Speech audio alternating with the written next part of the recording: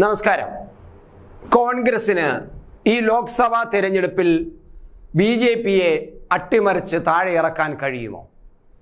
കോൺഗ്രസ് അവകാശപ്പെടുന്നത് അങ്ങനെ തന്നെയാണ്. ഇന്ത്യ സഖ്യം പൂർണ്ണമായിട്ടും വിജയിക്കുമെന്നും ബി.ജെ.പിയെ ഭരണത്തിൽ നിന്നും താഴെ ഇറക്കുമെന്നും ഇന്ത്യ സഖ്യം ഭരണം പിടിച്ചെടുക്കുമെന്നും തന്നെയാണ് കോൺഗ്രസ് പറയുന്നത്. പക്ഷേ ഈ പറയുന്നതിൽ നമ്മൾക്ക് യാഥാർത്ഥ്യമുണ്ടോ? കണക്കുകൾ വെച്ച് നോക്കുമ്പോൾ കോൺഗ്രസിന് ബി.ജെ.പിയെ തകർക്കാൻ കഴിയുമോ ഈ ലോക്സഭാ തെരഞ്ഞെടുപ്പിൽ? കൃത്യമായിട്ട് നമ്മൾ ചില കാര്യങ്ങൾ ആലോചിക്കുമ്പോൾ കോൺഗ്രസിന് ഇപ്പോൾ എത്ര സീറ്റ് കിട്ടും എന്നതാണ് കണക്കുകൾ ആദ്യം നോക്കേണ്ടത്. ഈ ബി.ജെ.പിക്ക് 400ഓളം സീറ്റ് കിട്ടുമെന്ന് അവർ അവകാശപ്പെടുമ്പോൾ 350 സീറ്റ് ബി.ജെ.പി മാത്രം നേടുമെന്ന് അവർ ഉറപ്പിച്ച് 370ഓളം വോട്ട് സീറ്റ് കിട്ടുമെന്നാണ് അവർ പറയുന്നത്. എന്തായാലും അത്തരത്തിൽ ബി.ജെ.പി അവകാശപ്പെടുമ്പോൾ കോൺഗ്രസിന് എത്ര സീറ്റ് നേടാൻ കഴിയും? ഒരു 100 സീറ്റ്. അവർ പറയുന്നത് 110, 120 സീറ്റ് നേടാൻ പറ്റുമെന്നാണ്. ഒരു 100 സീറ്റ് കോൺഗ്രസ് നേടിയാൽ പോലും എങ്ങനെയാണ് കേന്ദ്ര ഭരണം അട്ടിമറിക്കാൻ കഴിയുന്നത്?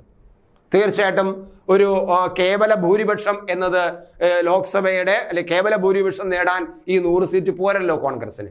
അപ്പോൾ ഈ ഇന്ത്യ സഖ്യത്തിലെ മറ്റ് രാഷ്ട്രീയ പാർട്ടികളുടെ സീറ്റിൻ്റെ എണ്ണം എത്രമാത്രം കൂടണം? ഈ പ്രാദേശിക പാർട്ടികളെല്ലാം കൂടി ചേർത്ത് കൊണ്ടായിരുന്നാലും വീണ്ടും 100ലധികം സീറ്റ് ഉണ്ടാക്കിയാൽ മാത്രമേ ഒരു കോൺഗ്രസിന് അല്ലെങ്കിൽ ഈ ഇന്ത്യ സഖ്യത്തിന്, കോൺഗ്രസ് അടങ്ങുന്ന ഇന്ത്യ സഖ്യത്തിന് ഈ അട്ടിമറിക്കാൻ കഴിയൂ മോദിയുടെ ഭരണത്തെ, ബി.ജെ.പി ഭരണത്തെ. പക്ഷേ അത് സാധിക്കുമോ? അങ്ങനെയാണെങ്കിൽ പോലും ഇപ്പോൾ ഉള്ള കോൺഗ്രസിനോടൊപ്പം നിൽക്കുന്ന കോൺഗ്രസ് മിക്കവാറും 100ന് താഴെ സീറ്റ് മാത്രമേ നേടൂ എന്ന് തന്നെയാണ് ഇപ്പോൾ വരുന്ന സർവേകളിൽ വരുന്നത്. 90 സീറ്റ് നേടിയാൽ അത് വലിയൊരു വിജയമായിരിക്കും. പക്ഷേ 40 സീറ്റിൽ കൂടുതൽ നേടില്ല എന്നാണ് ബി.ജെ.പി പറയുന്നത്. കോൺഗ്രസ് 40 സീറ്റിൽ കൂടുതൽ നേടില്ല എന്ന്.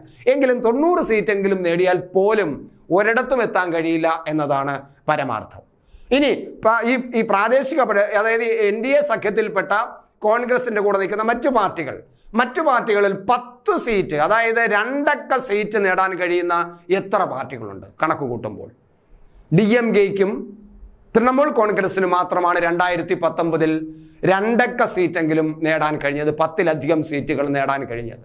അതിൽ TMC ഇപ്പോൾ ഇന്ത്യ സഖ്യത്തിലില്ല. ചിലപ്പോൾ തെരഞ്ഞെടുപ്പ് കഴിഞ്ഞ് വിജയം പ്രഖ്യാപിച്ചതിന് ശേഷം ഈ TMCയും കൂടി ഈ ഇന്ത്യ സഖ്യത്തിൽ കൃത്യമായി ഒരു നല്ല പദവികൾ കൊടുത്താൽ ചേരുമായിരിക്കും. പക്ഷേ എത്ര സീറ്റ് നേടും? പിന്നെ ഉള്ള ഏതെല്ലാം പാർട്ടിയാണ്? CPM പോലുള്ള, മുസ്ലിം ലീഗിനെ പോലുള്ള, പിന്നെ ചില പ്രാദേശിക പാർട്ടികൾ. പിന്നെ ഉള്ളത് RJD ഉണ്ട്, ബീഹാറിലെ RJD ഇപ്പോൾ ചിലപ്പോൾ 2 അക്ക സീറ്റ് നേടാൻ സാധ്യതയുണ്ടെന്ന് കേൾക്കുന്നുണ്ട്. RJD ഇപ്പോൾ ഇന്ത്യ സഖ്യത്തിലുണ്ട്. RJD ഒരു 2 അക്ക സീറ്റ് നേടിയാൽ പോലും തൃണമൂൽ കോൺഗ്രസും DMKയും TMCയും മാത്രമായിരിക്കും ഈ ലോക്സഭാ തിരഞ്ഞെടുപ്പ് കഴിയുമ്പോൾ 2 അക്ക സീറ്റെങ്കിലും, അതായത് 10 സീറ്റിലധികമെങ്കിലും നേടാൻ കഴിയുന്ന ഏക പാർട്ടി. അപ്പം BJP തന്നെയായിരിക്കും ഏറ്റവും വലിയ ഒറ്റക്കക്ഷി എന്നുള്ളതിന് യാതൊരു സംശയവുമില്ല. പിന്നെ വരുന്ന CPM പോലുള്ള ചില പാർട്ടികൾ. CPM എത്ര സീറ്റാണ് ഇപ്പോൾ കിട്ടാൻ പോകുന്നത്? 2 സീറ്റ് കിട്ടിയാൽ, ചിലപ്പം ഭാഗ്യത്തിനൊരു 3 സീറ്റ് കിട്ടിയാലായി. അതിനപ്പുറം CPM ലോക്സഭയിൽ ഇപ്പോൾ തിരഞ്ഞെടുപ്പിൽ കൂടുതൽ സീറ്റ് നേടാനുള്ള സാധ്യത വളരെ കുറവാണ്. കഴിഞ്ഞ പ്രാവശ്യം ആകെ 3 സീറ്റാണ് കിട്ടിയത്. ഇപ്പോഴും അതിനപ്പുറം പോകാൻ സാധ്യതയില്ല. അഥവാ പോകുകയാണെങ്കിൽ കേരളത്തിൽ നിന്ന് 1-2 സീറ്റുകളുടെ കൂടുതൽ കിട്ടാൻ ഒരു സാധ്യതയും കാണുന്നില്ല. അഥവാ കിട്ടിയാൽ തന്നെ ഒരു 5 സീറ്റ്, അതിനപ്പുറമായിട്ട് CPM നേടാൻ കഴിയില്ല. ഇനി ഇങ്ങനെ എല്ലാം തട്ടിക്കൂട്ടിയെടുത്തിട്ട് ഈ 1 സീറ്റും 2 സീറ്റും 4 സീറ്റും 3 സീറ്റും ഒക്കെ ഉള്ള ഈ പ്രാദേശിക പാർട്ടികളെല്ലാം കൂടെ കൂട്ടിപ്പിടിച്ച് കോൺഗ്രസിന് ഭരണം കൊണ്ടുപോകാൻ കഴിഞ്ഞാൽ എത്ര കാലം കോൺഗ്രസ് ഇങ്ങനെ ഭരണം കൊണ്ടുപോകാൻ കഴിയും? മിക്കവാറും ഈ പ്രാദേശിക പാർട്ടികളുടെ പ്രധാനപ്പെട്ട ഉദ്ദേശം അവരുടെ പ്രാദേശികമായ കാര്യങ്ങൾ സാധിച്ചെടുക്കുക, അതിൽ പാർട്ടി വളർത്താൻ വേണ്ടിയിട്ട് പണം ഉണ്ടാക്കുക. ഇതാണ് പ്രാദേശിക പാർട്ടികളുടെ പൊതു സ്വഭാവം. അത് ഈ RJD ആയിരുന്നാലും, വരാൻ പോകുന്ന RJD ആയിരുന്നാലും, ഈ ശിവസേന ആയിരുന്നാലും, NCPയുടെ പവാറിന്റെ ഗ്രൂപ്പ് ആയിരുന്നാലും, കാരണം ഉദ്ധവ് താക്കറെയുടെ നേതൃത്വത്തിലും പവാറിന്റെ നേതൃത്വത്തിലുമുള്ള ഉദ്ധവിന്റെ ശിവസേനയും പവാറിന്റെ നേതൃത്വത്തിലുള്ള NCPയും കോൺഗ്രസുമാണ് ഈ മഹാരാഷ്ട്രയിലെ നല്ലൊരു സഖ്യം. ആ സഖ്യം ഒരു ശക്തമായ സഖ്യം തന്നെയാണ്. ഒരുപക്ഷെ BJPയോടൊന്ന് മൽപ്പിടുത്തം നടത്താൻ അല്പം ശക്തിയുള്ളത് മഹാരാഷ്ട്രയിൽ മാത്രമാണ്. ഇവർ 3 കൂടെ ഒരുമിച്ച് ചേർന്ന് നിൽക്കുമ്പോൾ മാത്രമാണ്. അല്ലാതെ ഒരു രക്ഷയുമില്ല. ഒരു സംസ്ഥാനത്തും അത്തരത്തിൽ BJPയുമായിട്ട് മൽപ്പിടുത്തം നടത്താൻ ആർക്കും ഉള്ള ധൈര്യമില്ല, അല്ലെങ്കിൽ അതിനുള്ള ശേഷിയില്ല. അപ്പം ഇങ്ങനെ കൊണ്ടുവന്നാൽ പോലും, ഈ അധികാരത്തിൽ വന്നാൽ പോലും എങ്ങനെയാണ്? കാരണം കഴിഞ്ഞ പ്രാവശ്യം UPA ഗവൺമെൻറ് ഭരിക്കുമ്പോൾ 2G സ്കാം, അതായത് 2G അഴിമതി, അതുപോലെ ആദർശ കുംഭകോണം, അതുപോലെ തന്നെ കോമൺവെൽത്ത് കുംഭകോണം, വോട്ടിന് നോട്ട്, ഇങ്ങനെ എന്തുമാത്രം അഴിമതികളാണ് നടന്നത്.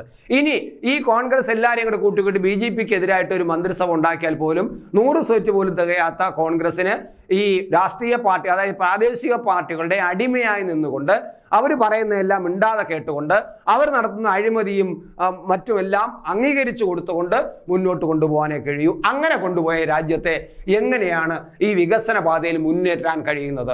ഇപ്പോൾ രാജ്യം ലോകത്തിന്റെ മുന്നിൽ ശക്തമായ ഒരു രാജ്യമായിട്ട് നിൽക്കുന്ന രാജ്യത്തിന് എങ്ങനെയാണ് ഈ മോദിയുടെ കാലത്തിനേക്കാളും വലിയ രാജ്യമാക്കി ഈ കോൺഗ്രസിന് കൊണ്ടുപോകാൻ കഴിയുന്നത്? തികച്ചും അസാധ്യമായിരിക്കുമെന്ന് തന്നെയാണ് നമ്മൾ വിലയിരുത്തേണ്ടത് എന്ന് തന്നെയാണ് എൻ്റെയും വിലയിരുത്തൽ.